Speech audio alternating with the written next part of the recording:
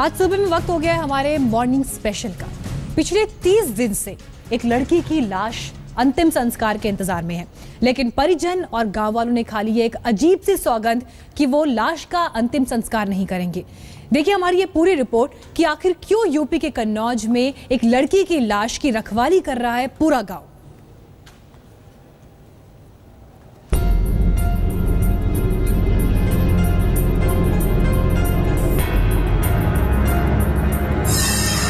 UP में इंतजार करती एक लाश। कन्नौज की ऋतु का अंतिम संस्कार कब?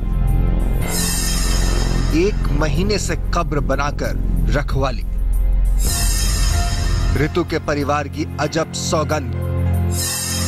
इंसाफ मिलने पर होगा अंतिम संस्कार।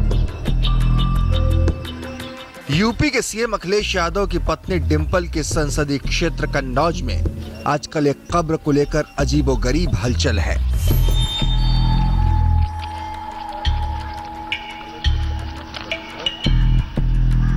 यहां के सहनापुर गांव में एक कब्र के आसपास हर वक्त भीड़ लगी रहती है।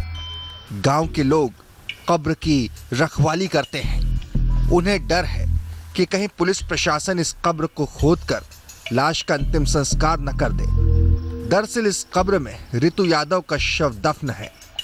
ग्रेटर नोएडा की गलगोटिया यूनिवर्सिटी में बीटेक की छात्रा ऋतु ने 20 अप्रैल को अपार्टमेंट की 17वीं मंजिल से कूदकर आत्महत्या कर ली थी। मौत से पहले उसने एक सुसाइड नोट लिखा था।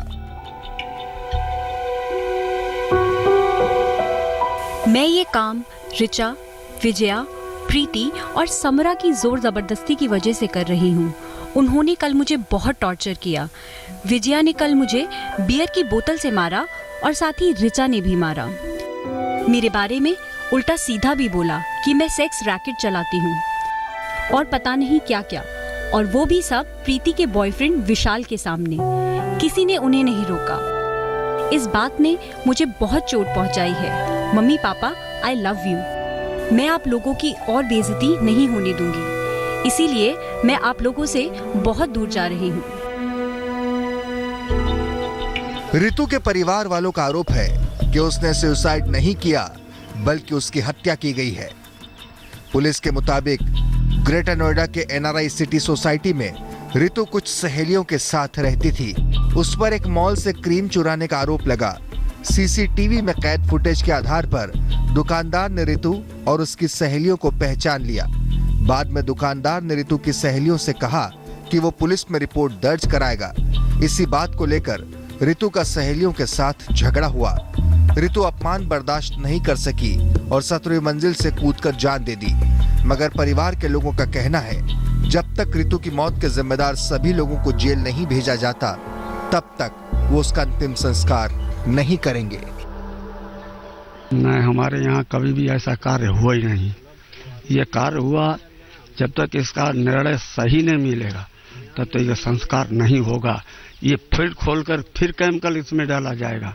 जब तक न्याय अच्छा नहीं मिलेगा तब तक ये बॉडी यहाँ से नहीं जाएगी। मीडिया कर्मियों के कहने पर परिवार और गांव के लोगों ने कब्र से मिट्टी हटाई। मिट्टी के नीचे हरे बांस रखे हैं। बांस के ठीक नीचे काले रंग की पॉलीथीन से ऋतु के शव को ढक कर रखा गया है। शव पर फूल रखे जाते हैं और इत्र छिड़का जाता है। डेड बॉडी को खराब होने से बचाने के लिए केमिकल लगा कर रखा गया है। इसके लिए वो लड़का डॉक्टर है, वो खुद दवाइयाँ लेता है। और 2 दिन में पानी कम चल रहा था, ठंडो राखत है। नहीं, किस तरह से इंतजाम आपने किया है यहाँ पर? ये तो मिट्टी की एक समाधि जैसी नजर आती है। इसके नीचे आपने क्या किया है जहाँ पर शव को रखा है? ये पहले फूल डाले, फिर सेंट डाला और वो अपनी दवाइयाँ लाया, वो डाले।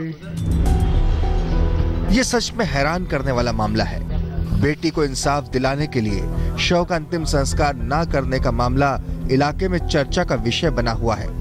पुलिस प्रशासन के अफसर इसे नोएडा का मामला बताकर पल्ला झाड़ रहे हैं, जबकि सवाल एक लड़की की मौत से जुड़े सच का है और अब मौत के बाद अंतिम संस्कार का।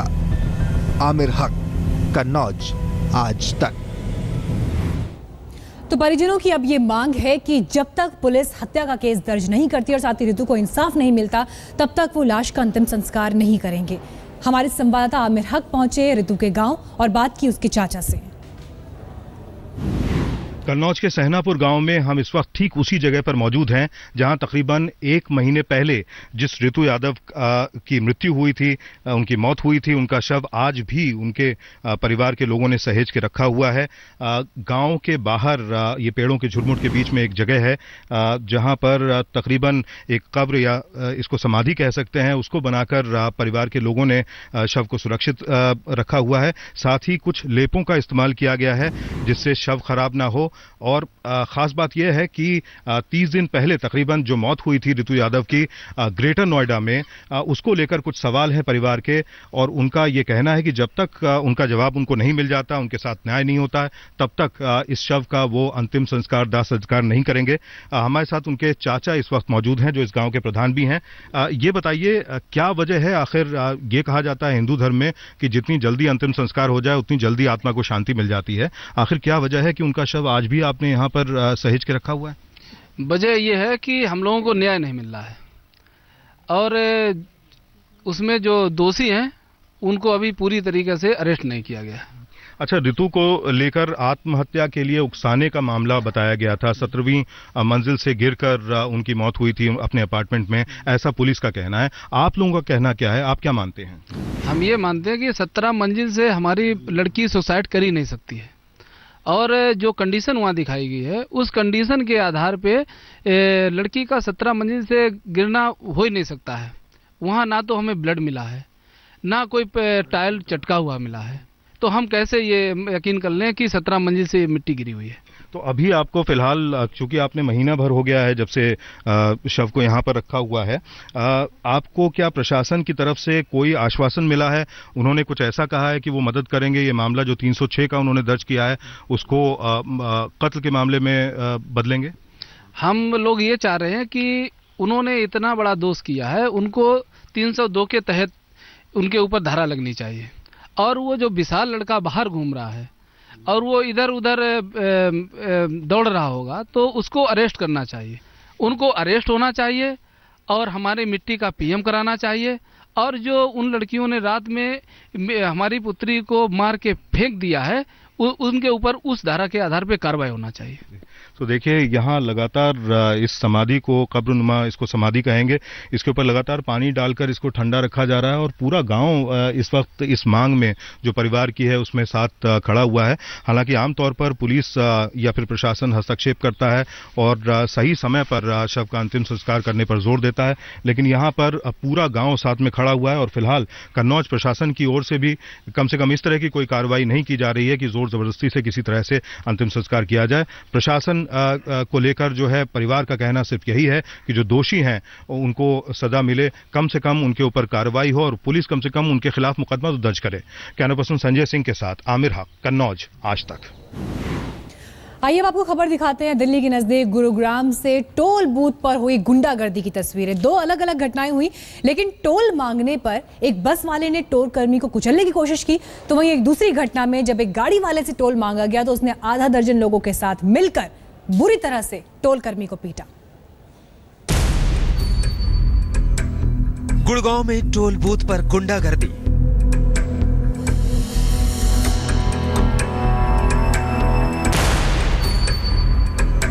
टोल मांगने पर दबंगों ने पीटा।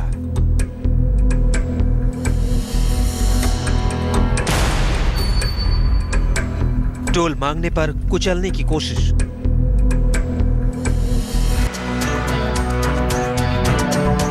गुड़गांव में टोल बूथ पर देखिए किस हद तक लोग गुंडागर्दी करते हैं। कोई मारपीट करता है तो कोई टोल कर्मचारी को कुचलने की कोशिश करता है। गुड़गांव में टोल टैक्स मांगने पर हमले की 2 तस्वीरें आपको दिखाते हैं। ये दोनों तस्वीरें गुड़गांव के खिड़की दौला टोल बूथ की है। पहली तस्वीर 22 मई की है। एक बस ड्राइवर टोल मांगने पर गाड़ी को भगा ले जाता है। इस दौरान टोल पर तैनात एक कर्मचारी को बस से टक्कर मारी गई, जिसमें वो कुचलने से बाल बाल बच गया। दूसरी तस्वीर 20 मई की है। देखिए कैसे टोल टैक्स मांगने पर कुछ दबंगों ने बूथ पर तैनात कर्मचारियों के दफ्तर में घुसकर मारपीट की। अब आपको दोनों घटनाओं के बारे में विस्तार से बताते हैं।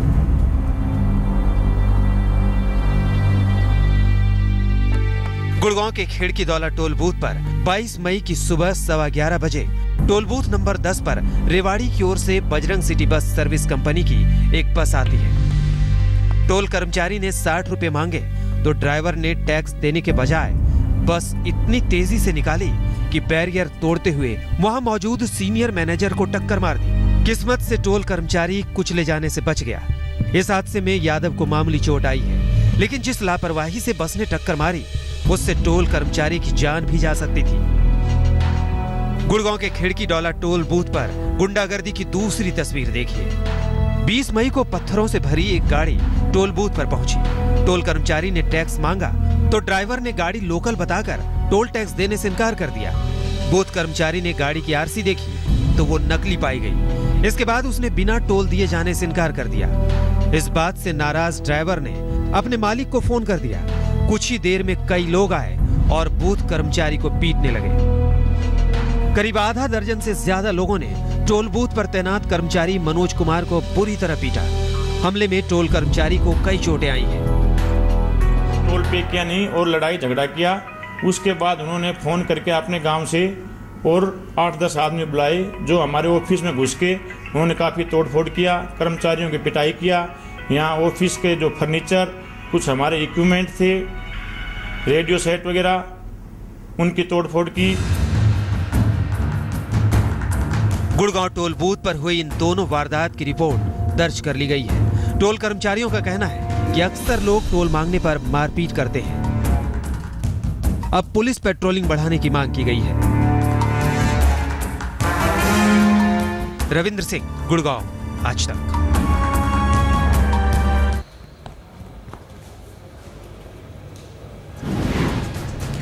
और ये खबर आपको अब दिखाते हैं पंजाब के भटिंडा से, जहां एक लड़की ने पुलिस स्टेशन के अंदर खुदकुशी कर ली।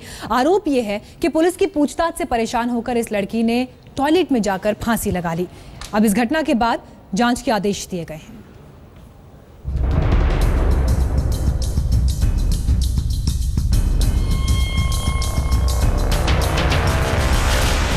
मौत को गले लगा चुकी ये लड़की जिंदा होती अगर पुलिस के सवालिया अत्याचार उसके दिमाग पर हथौड़े की तरह ना बरसे होते।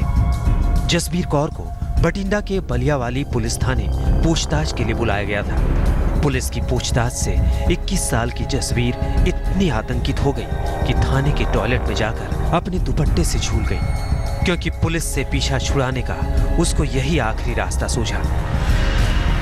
फिर पुछगिछ करने खातर कल ऐसे बागी थाने जी रिपोर्ट लिखाउण जी। कितने बजे? 11:30 बजे गए जी, तो शाम को 5:30 बजे आए आ कम करे कुड़ी ने बाथरूम च। जसबीर का कसूर सिर्फ इतना था कि अपनी सहेली के साथ एक धार्मिक स्थल पर गई थी। जसबीर तो लौट आई, लेकिन सहेली अपने प्रेमी के साथ चली गई।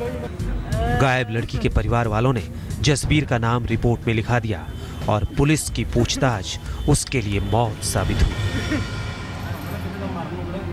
इस मामले पर पीड़ित परिवार वाले पुलिस पर सवाल उठा रहे हैं। उनका आरोप है कि बेटी पुलिसिया पूछताछ से इतनी घबरा गई कि जान दे दी, लेकिन पुलिस अपना काम करने का हवाला दे रही है।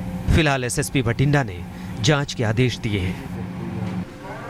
पंजाब के थाने बीते कई हफ्तों से आत्महत्याओं के लिए बदनाम हो चले हैं। रक्षक होने का दावा करने वाली पुलिस डर का ऐसा रूप बन चुकी है जिसके चलते लोग थानों में जान दे रहे हैं। इससे पहले 18 मई को बरनाला में कुछ सिपाहियों को एक किसान को आत्महत्या के लिए उकसाने के आरोप में गिरफ्तार किया गया था। 11 मई को हंदिया थाने में पुलिस के अत्याचारों से तंग आकर एक किसान ने जान दे दी थी और अप्रैल की 26 तारीख को लुधियाना थाने में एक 26 साल के युवक ने आत्महत्या कर ली थी। इन तमाम मामलों में आत्महत्या की वजह एक ही रही, पुलिस का अत्याचार, जिसके खौफ में अब जसबीर थाने के टॉयलेट में फांसी पर झूल गई। मंजीत सहगल, चंडीगढ़, आज तक। और अब खबर पुणे से, जहां एक पुलिस ऑफिसर के बेटे पर जानलेवा हमला हुआ। बदमाशों ने ऐसा कहर ढाया कि कोल्ड ड्रिंक की बोतल से हमला किया, साथ ही लोहे की रॉड से हमला किया। लेकिन आपको जानकर यह हैरानी होगी कि यह कोई पेशेवर बदमाश नहीं, बल्कि एक रेस्टोरेंट के मालिक और उसके कर्मचारी ने यह हमला किया। पूरी वारदात कैद हुई सीसीटीवी में। पुणे की सड़कों पर गुंडागर्दी, पुलिस अफसर के बेटे पर जानलेवा हमला।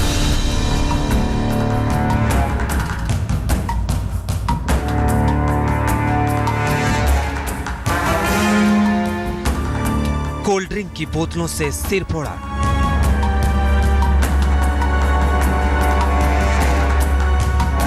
युवक को सरेआम लोहे की रॉड से पीटा।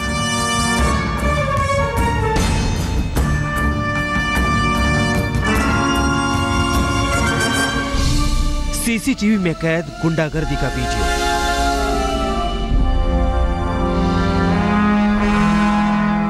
पुणे के चिंचवाड़ इलाके में एक पुलिस अधिकारी के बेटे को 8 लोगों ने मिलकर बुरी तरह पीटा। युवक के सिर पर कोल्ड ड्रिंक की कई बोतलों से हमला किया गया।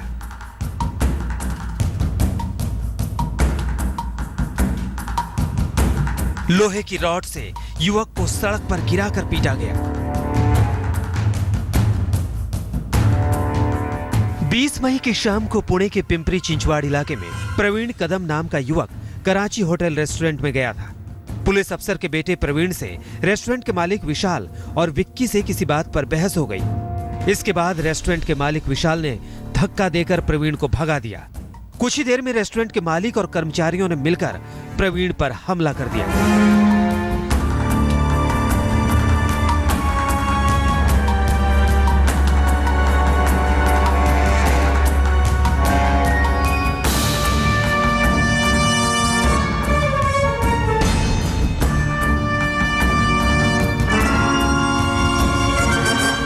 उसे सड़क पर गिराकर बुरी तरह पीटा। इसी बीच रेस्टोरेंट के मालिक और कर्मचारियों ने कोल्ड ड्रिंक की बोतलें प्रवीण के सिर पर मारी। एक कर्मचारी के हाथों में लोहे की रॉड भी नजर आ रही है। लोहे की रॉड से प्रवीण के सिर पर वार किया गया।